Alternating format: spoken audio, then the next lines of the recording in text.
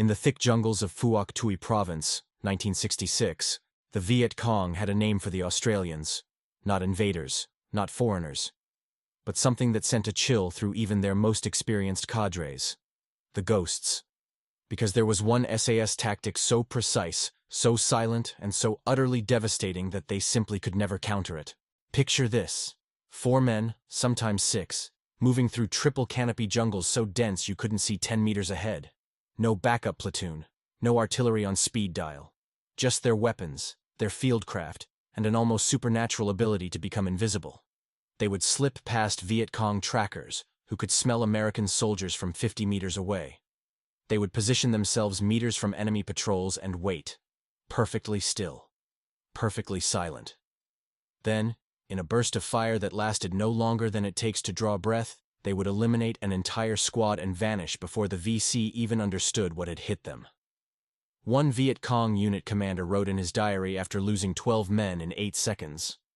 The question that terrified the VC, and the question that defined Australian success in Vietnam, was this: how did 4 to 6 men consistently defeat patrols 10 times their size without taking casualties?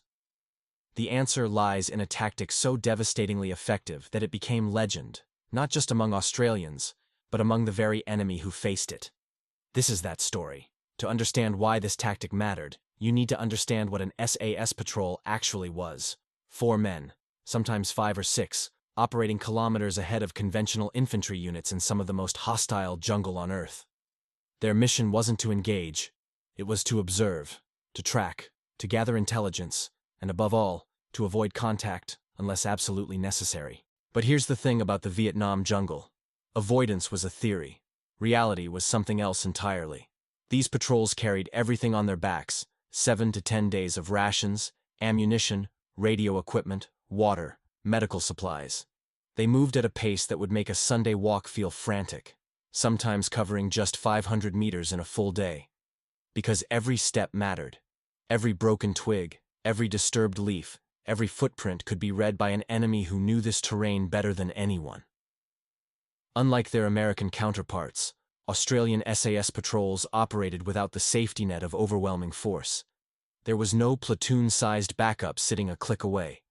Air support was measured in hours, not minutes. Artillery might be out of range entirely.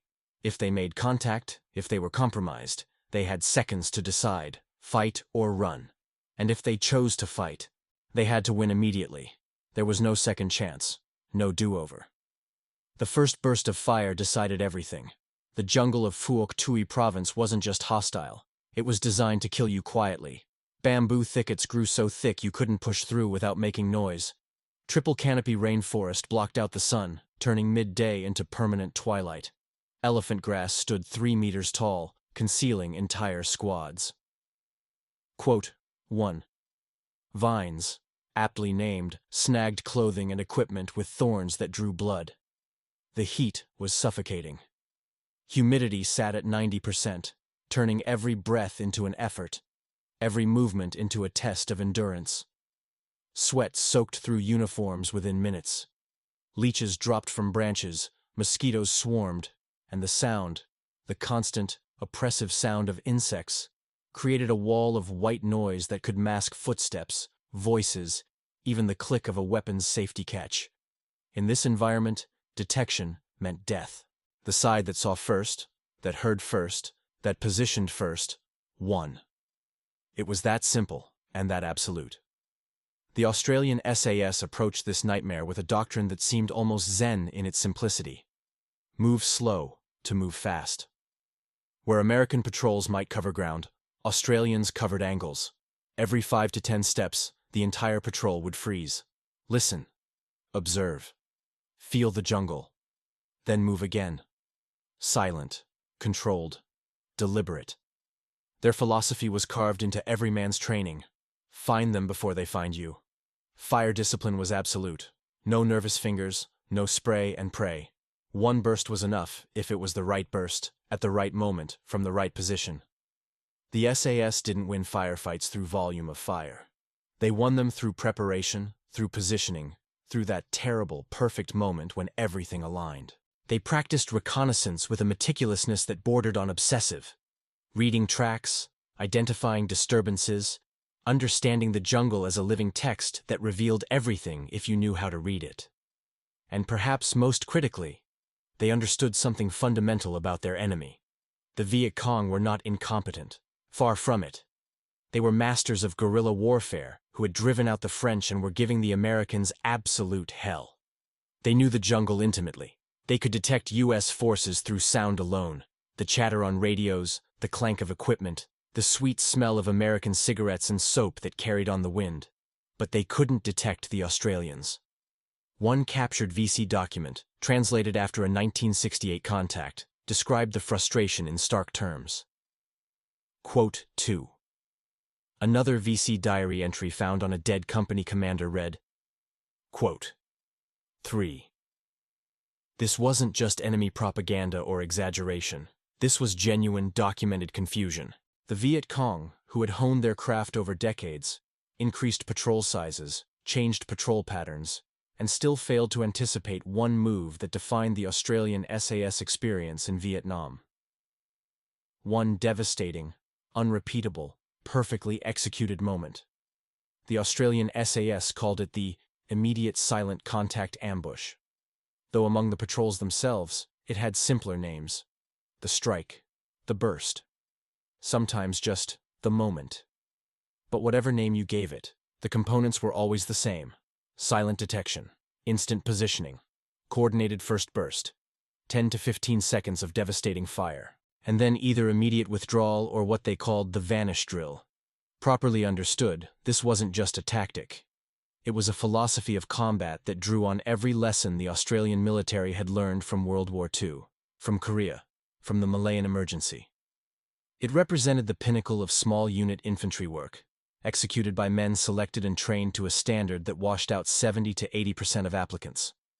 This was Australian precision, professional mastery, an art form that the Viet Cong could study, anticipate, and prepare for, and still could not counter. The tactic began long before any shots were fired. It began with a skill that seems almost mystical to anyone who hasn't experienced it: the ability to read the jungle as a living, breathing document. Australian SAS patrols could identify VC movement from signs so subtle that conventional infantry would walk straight past them. A slight displacement of morning dew on elephant grass, broken spiderwebs across a game trail, the faint smell of nuoc mam, fish sauce, carried on a breeze. Fresh machete cuts on vegetation, still weeping sap. They used terrain like hunters, not soldiers. Watercourses became highways of information. Tracks beside streams revealed direction, frequency, and sometimes even unit size based on footprint patterns. Saddles between hills were funnels where patrols naturally converged. High ground provided visibility and contained sound better than low ground. Sergeant Mick Sheridan, an SAS patrol commander, described it in his debrief after a 1967 contact.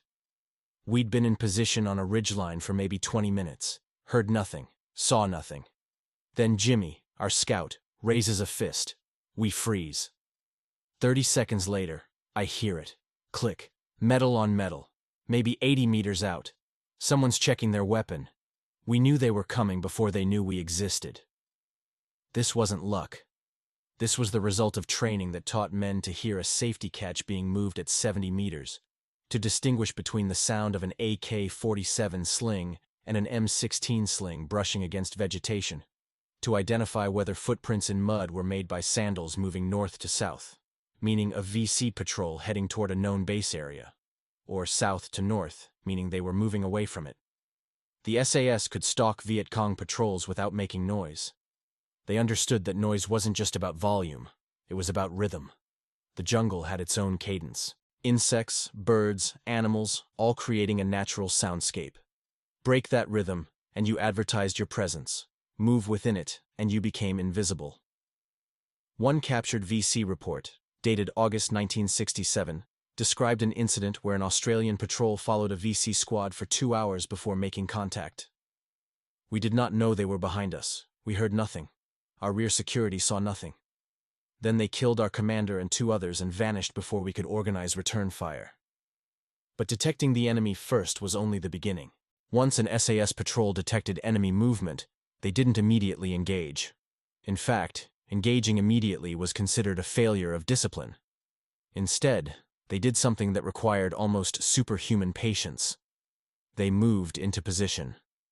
The patrol commander would assess the terrain in seconds. High side ground, always high side. Fire downhill and you had gravity, visibility, and psychological advantage. The enemy would be silhouetted against lighter ground while you blended into darker shadows above.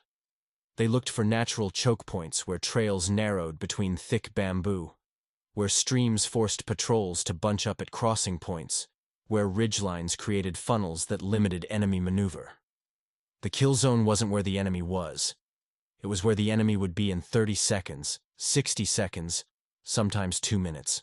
The SAS would position themselves and wait, sometimes so close they could hear the VC talking, could smell their cigarettes, could count the number of men by the rhythm of their footfalls. Corporal Dave Wilkins described a contact from 1968. We heard them coming up the trail, maybe 12, 15 blokes talking, relaxed. We were 3 meters above them on the high side. Patrol commander gives us the eye, points to a spot 20 meters ahead where the trail narrowed between 2 big trees. We wait. They walk right into it. Bunched up. Perfect. This was psychological warfare as much as tactical positioning. The SAS understood that the Viet Cong expected contact on trails, at junctions, near water sources. They didn't expect it from above, from terrain they'd just passed, from angles that seemed impossible to have reached without detection. And crucially, the SAS always had an exit planned before they fired the first shot. They knew where they'd withdraw, which direction, how many bounds, where the rally point was if the patrol got split. The kill zone wasn't just about killing. It was about controlling every variable that would exist in the 8 to 15 seconds after the first shot. This is where the tactic became legendary. The soundscape of an SAS ambush was distinctive. It started with a single shot, usually the patrol commander's M16, or the scout's rifle fired at the primary target. Almost always the VC point man, or if identified, the patrol leader.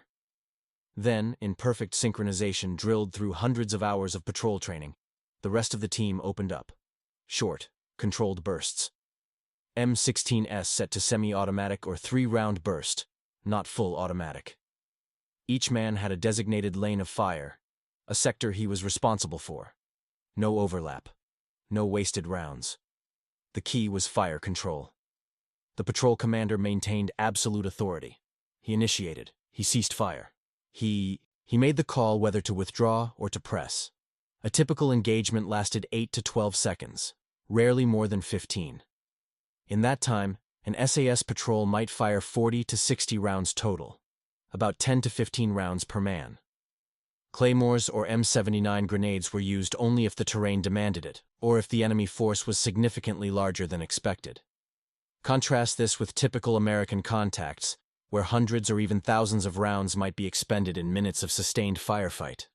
The Australian approach was surgical. Trooper Martin Hayes explained, "You don't win by putting more lead downrange. You win by putting the right lead in the right place at the right time. We weren't trying to suppress them. We were trying to end them. 8 seconds. Then we're gone." The reason the Viet Cong couldn't counter this is mathematical and psychological. By the time the VC realized they were under fire, the SAS were already in covered positions. The kill zone had been deliberately chosen. The VC were caught mid-exposure, often on a trail or at a crossing where they couldn't immediately take cover.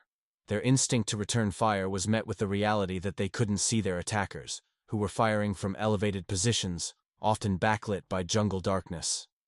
VC light machine gunners, the primary base of fire for their patrols, needed time to get their weapons into action, time to identify targets, time to coordinate. They didn't have that time. Those who survived the first burst had seconds to decide: charge uphill toward fire, retreat back down the trail, or attempt to flank.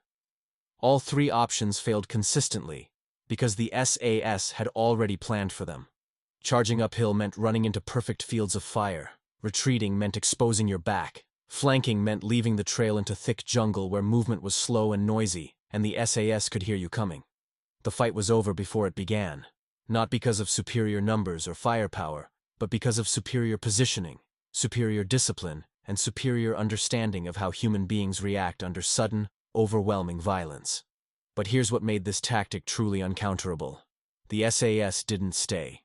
The moment the patrol commander determined the contact was complete, the withdrawal was immediate. Not a retreat. Not a disorganized scrambling. A coordinated, rehearsed movement that was as precise as the ambush itself. They called it the Vanish drill, for good reason.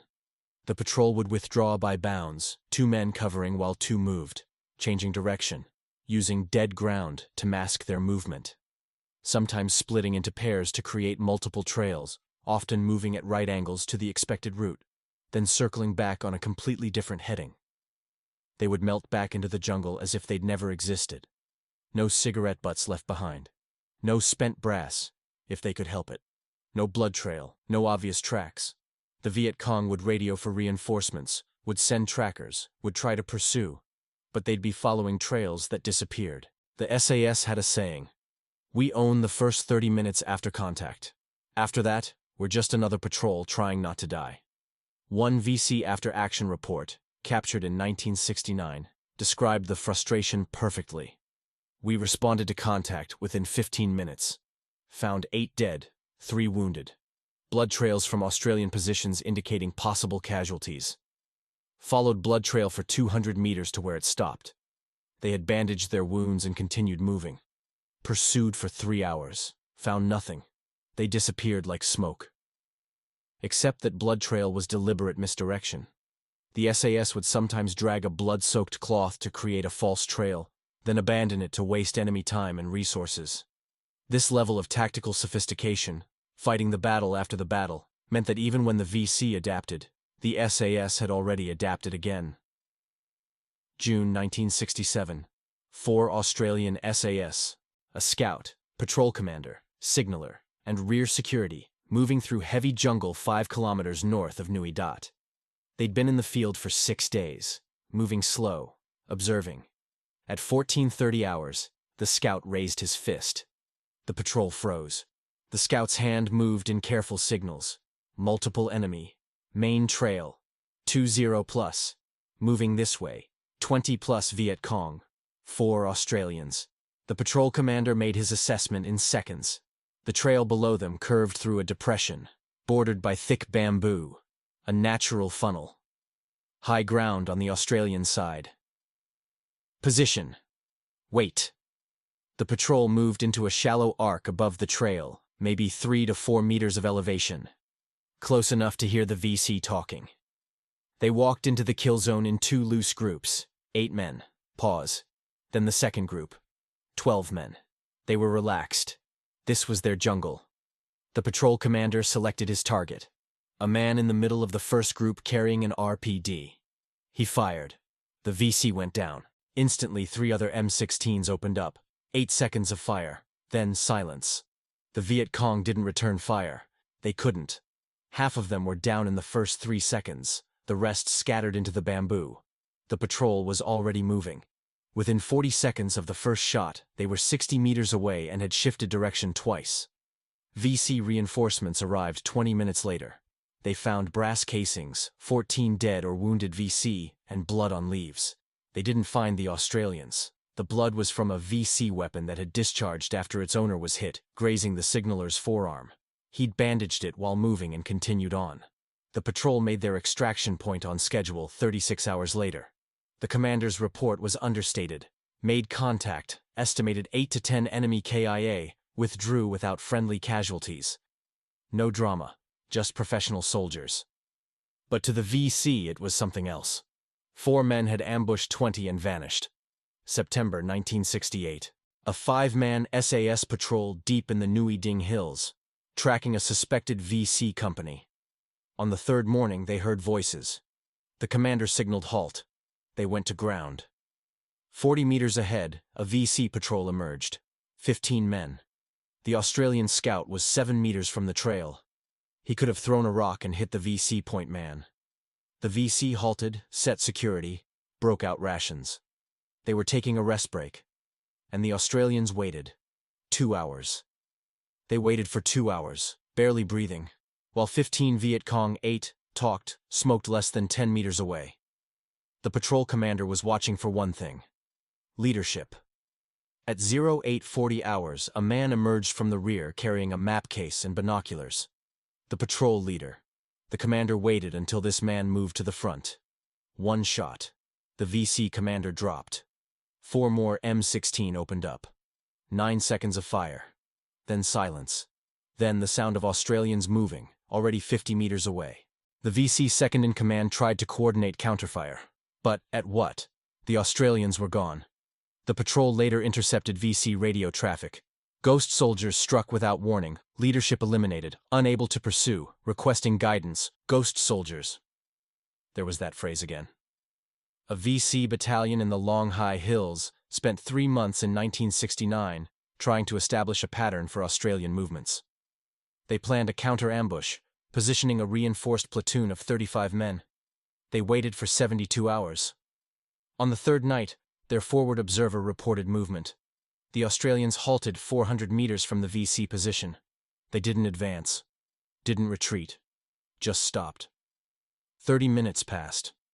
Then, from a direction no one expected, from high ground deemed too difficult to reach, a single shot.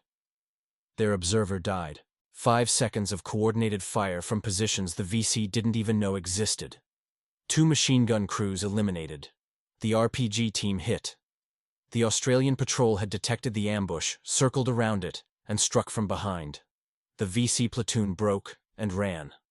The after-action report by the VC battalion commander was captured 6 months later. Quote, 18. That wasn't just assessment. That was respect born from pain. In post-war interviews, a former VC commander was candid. The Americans were brave but predictable. The Australians, they fought like we did. Patient, silent, disciplined. They respected the jungle. They learned from us. And then, they beat us. The Viet Cong tried everything. But the nature of the SAS tactic made it impossible to counter. Australian patrols operated with supernatural noise discipline. They couldn't be tracked. Their fire discipline meant no premature engagement. Their terrain mastery gave them the high ground. Their fieldcraft was refined to a razor's edge. The Australian SAS left Vietnam in late 1971. By the time they withdrew, they'd conducted thousands of patrols and engaged in hundreds of contacts while suffering minimal casualties. Their tactics became doctrine. The Quote 20 became a cornerstone of modern special forces training. But perhaps more significantly, it earned something that can't be taught: respect. Years later, Vietnamese veterans would speak about the Australians not with hatred, but with professional acknowledgement. The Australians were warriors, said one former NVA colonel. They understood that war is not about glory. It's about professionals doing a job. They did their job very well. The men who conducted these patrols didn't seek recognition. Most of their names are still not public. They didn't write memoirs about being heroes. Many struggled with the memories. But they brought each other home. In a war where chaos reigned, the Australian SAS fought with clarity. They had a job. They did it professionally. They protected each other. The Viet Cong called them ghosts. Perhaps that's the right word. Ghosts aren't supernatural. They're memories that linger. Lessons that can't be forgotten. Presence that remains even after the physical form is gone. Those 4 to 6 men moving through Phuoc Tuy province 58 years ago created something that survives them. Proof that in combat, in the hardest environments against the most capable enemy, skill and discipline will always overcome mere numbers. The kind of skill the Viet Cong respected and could never counter.